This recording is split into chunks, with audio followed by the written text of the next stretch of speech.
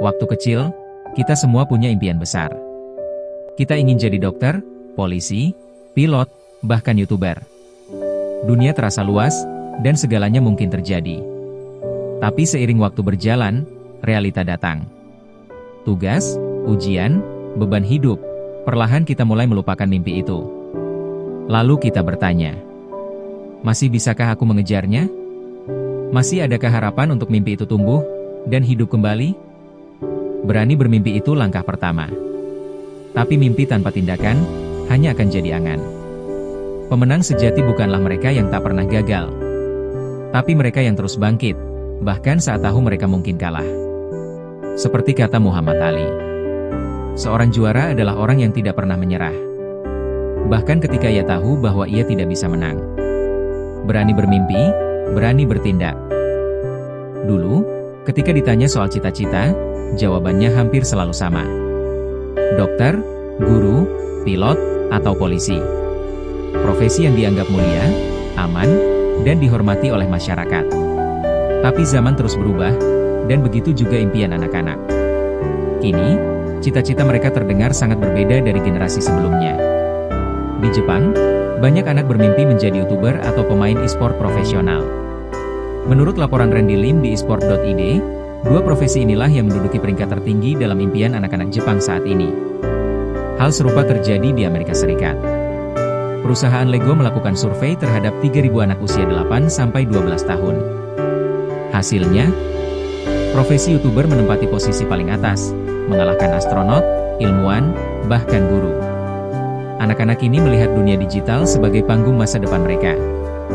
Dan ini bukan fenomena luar negeri saja. Di Indonesia, semangat yang sama sudah terasa. Dalam sebuah acara, Presiden Jokowi bertanya kepada seorang siswa SD bernama Rafia Fadila tentang cita-citanya. Dengan mata yang bersinar dan suara penuh keyakinan, ia menjawab, "Saya ingin jadi YouTuber, Pak." Bagi generasi sekarang, mimpi bukan lagi soal gelar atau status, tapi tentang kebebasan berekspresi, kreativitas tanpa batas, dan peluang yang nyata. Impian masa kini bukan hanya pekerjaan yang dihormati, tapi pekerjaan yang dihidupi dengan semangat dan kebahagiaan. Tapi tidak semua impian bisa langsung menghasilkan. Ada yang harus menundanya. Ada yang merasa terjebak di jurusan yang tak mereka cintai.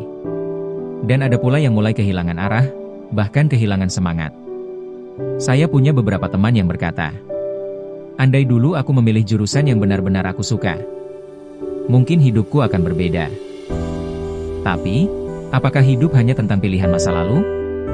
Bagaimana jika pekerjaan yang kita jalani hari ini adalah bagian dari perjalanan menuju impian kita yang sesungguhnya?